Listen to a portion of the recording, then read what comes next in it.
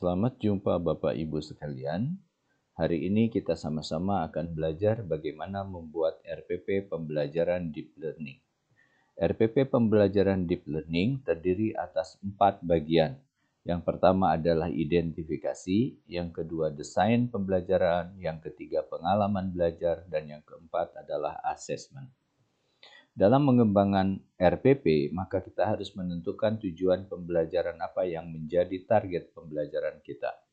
Contoh yang dikembangkan di dalam pembuatan RPP ini adalah mata pelajaran matematika fase B kelas 4 elemen pengukuran. Tujuan pembelajarannya menyatakan peserta didik dapat mengukur panjang dan berat benda menggunakan satuan baku. Pada saat kita masuk ke bagian pertama RPP, maka kita akan melakukan identifikasi. Pertama adalah identifikasi kesiapan peserta didik sesuai dengan tujuan pembelajaran, lalu memahami karakteristik materi pembelajaran dan menentukan dimensi profil lulusan.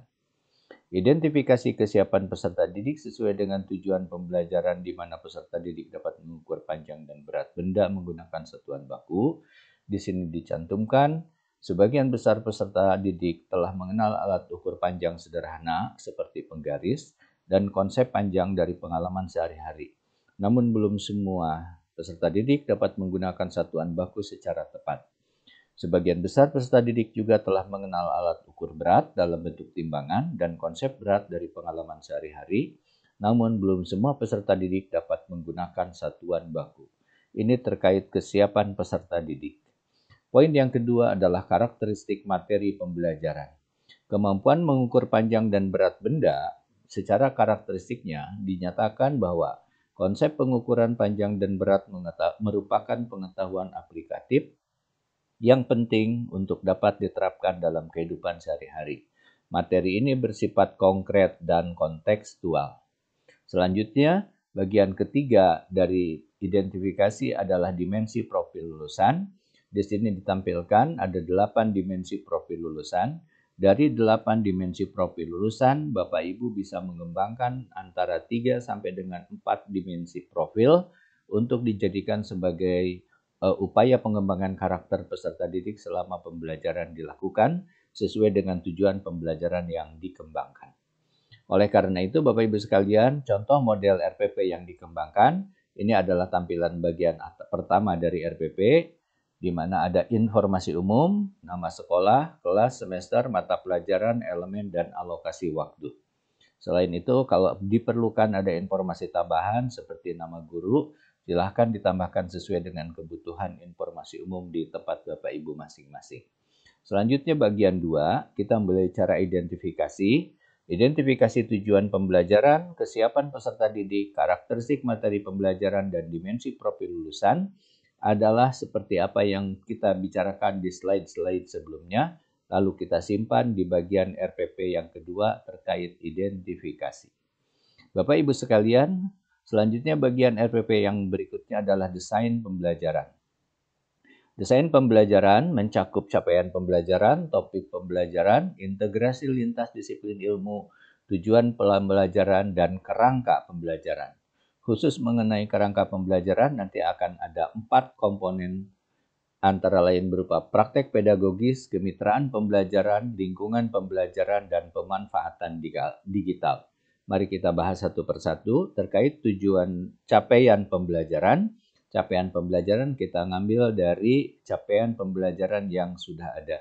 Di sini capaian pembelajaran terkait pengukuran dikembangkan menjadi tujuan pembelajaran sehingga tujuan pembelajarannya langsung menyatakan peserta didik dapat mengukur panjang dan berat benda menggunakan satuan baku. Setelah kita mencantumkan capaian pembelajaran, maka kita menentukan topik pembelajaran yang kontekstual dan relevan. Karena topik pembelajarannya terkait pengukuran dan berat dan panjang benda, maka di sini topiknya adalah pengukuran benda di sekitar menggunakan satuan baku. Selanjutnya kita membicarakan bagaimana mengintegrasikan lintas disiplin ilmu yang relevan dengan topik yang dibicarakan. Topik ini membicarakan tentang pengukuran, maka lintas disiplin ilmu yang terkait antara lain matematika, IPA, dan bahasa Indonesia dalam proses penyusunan laporan. Selanjutnya bagian berikutnya adalah tujuan pembelajaran. Tujuan pembelajaran yang menyatakan bahwa peserta didik dapat mengukur panjang dan berat benda menggunakan satuan baku. Ini kemudian kita kembangkan ke kriteria pembelajaran, di mana kriteria pembelajaran dijadikan sebagai acuan untuk pelaksanaan proses pembelajaran sekaligus menjadi kunci pada saat kita mengembangkan sumatif. Kriteria pembelajarannya menyatakan peserta didik dapat mengidentifikasi alat ukur panjang, menggunakan alat ukur dengan satuan baku untuk mengukur panjang benda di sekitar, kemudian mengidentifikasi alat ukur berat, menggunakan alat ukur dengan satuan baku untuk mengukur berat benda di sekitar, dan mencatat hasil pengukuran dengan tepat. Bagian berikutnya adalah pelaksanaan praktek pedagogis. Praktek pedagogis di sini mencantumkan model, strategi, atau metode yang dikembangkan dalam pembelajaran. Terkait pengukur panjang dan berat benda, praktek pedagogis yang dikembangkan adalah pembelajaran kontekstual atau contextual teaching and learning, dan pembelajaran berbasis project mini project based learning, di mana nanti siswa akan melakukan pengukuran benda di rumah dan dibuat laporannya untuk dikumpulkan di sekolah. Berikutnya adalah lingkungan pembelajaran. Lingkungan pembelajaran adalah lingkungan di mana pembelajaran ini dilakukan. Kegiatan dilakukan di dalam dan di luar kelas untuk observasi dan pengukuran langsung. Kelas dirancang interaktif dengan kerja kelompok dan diskusi. Selanjutnya, kita akan masuk di pemanfaatan digital. Pemanfaatan digital, jika Bapak Ibu menggunakan perangkat digital, maka Bapak Ibu mencantumkan di sini. Antara lain, sebagai contoh adalah penggunaan video pembelajaran dan aplikasi pengukuran digital yang sederhana. Dan bagian berikutnya adalah kemitraan pembelajaran, karena siswa diharapkan bisa melaksanakan mini project di rumah, maka harapannya guru bisa berkolaborasi dengan orang tua untuk mengukur beberapa benda di rumah yang ditugaskan menjadi tugas peserta didik melaksanakannya di rumah. Nah, Bapak Ibu sekalian, dengan tujuan pembelajaran yang sudah kita kembangkan tadi, maka desain pembelajaran yang dikembangkan antara lain mencantumkan hal-hal yang barusan kita bicarakan. Capaian pembelajaran kita cantumkan kembali, topik pembelajaran, lintas disiplin ilmu, tujuan pembelajaran, kriteria pembelajaran kita cantumkan seperti yang tadi di slide-slide sebelumnya. Lalu kerangka pembelajaran mendalam kita cantumkan juga dalam bentuk praktek pedagogiknya, lingkungan pembelajaran, pemanfaatan digital, dan kemitraan pembelajaran. Ini adalah desain pembelajaran yang kedua. Selanjutnya ketiga, kita masuk ke pengalaman belajar. Pengalaman belajar yang dikembangkan adalah pengalaman belajar yang mengembangkan prinsip berkesadaran, bermakna, dan menggembirakan. Kemudian langkah-langkahnya mencakup kegiatan awal, inti, dan penutup. Sedangkan pengalaman belajarnya mencakup proses memahami, mengaplikasi, dan merefleksi. Seperti biasa pada saat kita mengembangkan RPP, maka di kegiatan awal kita langsung bertuliskan prinsipnya berkesadaran dan bermakna. Prosesnya antara lain guru menyapa siswa, lalu guru melakukan apersepsi.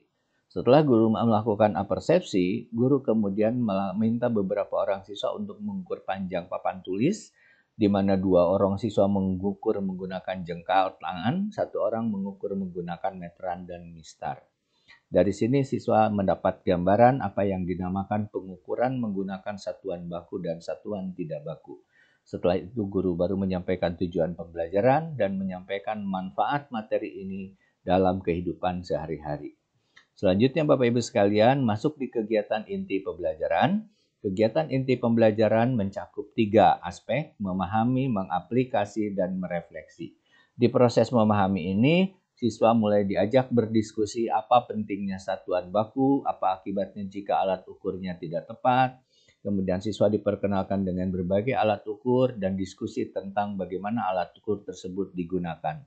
Kemudian siswa juga melakukan praktek, mencoba mempraktekkan bagaimana melakukan pengukuran dengan tepat di bawah bimbingan guru. Selain itu juga bertanya jawab terkait pengukuran-pengukuran yang akurat, sehingga siswa bisa secara tepat melakukan pengukuran sesuai dengan keterampilan yang diharapkan. Nah, selanjutnya Bapak Ibu sekalian, di kegiatan inti yang kedua, ini mengaplikasi siswa dibagi beberapa kelompok untuk mengukur panjang dan berat benda nyata yang ada di sekolah. Ini dikerjakan di kelompok, kemudian siswa mengisi datanya, nama benda, panjang, lebar, dan berat bendanya. Jadi semua benda dihitung panjangnya dan dihitung beratnya. Tugas ini dikerjakan di kelompok dan siswa harus mampu mengisi tabel ini dengan benar. Selanjutnya, di kegiatan refleksi, maka siswa diajak untuk merefleksi terkait apa yang telah dilakukan selama proses pembelajaran. Sehingga di sini ditanyakan apa yang telah mereka pelajari hari ini, apakah mereka menemukan satu hal yang sulit, apakah mereka bisa mengatasi kesulitannya, dan bagaimana mereka akan menggunakan pengetahuan ini di rumah. Ini adalah bagian refleksi sekaligus melahirkan proses berpikir berkesadaran dan bermakna terkait pengetahuan yang telah dimiliki oleh peserta didik. Di bagian penutup seperti biasa kita akan memberikan umpan balik positif, akan merangkum kesimpulan pembelajaran, kemudian disampaikan tugas sebagai tugas proyek untuk mengukur benda-benda lain yang bisa ditemukan di rumah. Tugas inilah yang merupakan tugas kolaborasi antara guru dengan orang tua. Terakhir, kita membicarakan tentang asesmen. Asesmen awal atau sebelumnya kita namakan sebagai asesmen diagnostik kognitif adalah pertanyaan dan diskusi tentang pengalaman siswa mengukur panjang atau berat benda sebelumnya. Ini dilakukan di awal pembelajaran. Sedangkan asesmen proses formatif adalah mengamati atau melakukan observasi aktivitas siswa selama melakukan pengukuran dan menilai ketepatan proses dan hasil pengukuran siswa, serta diskusi tentang akurasi pengukuran. Sedangkan asesmen akhirnya atau asesmen sumatif adalah dengan menilai produk atau laporan hasil pengukuran di kelas dan di rumah, serta sedikit tes tulis atau tulisan tingkat atau mungkin lisan tentang satuan baku dan alat baku yang digunakan oleh peserta didik.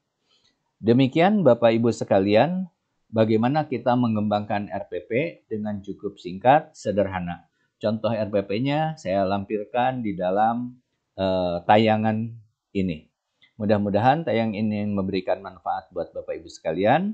Selamat belajar, selamat mencoba, dan selamat berkarya untuk anak didik kita yang lebih baik. Terima kasih, sampai jumpa.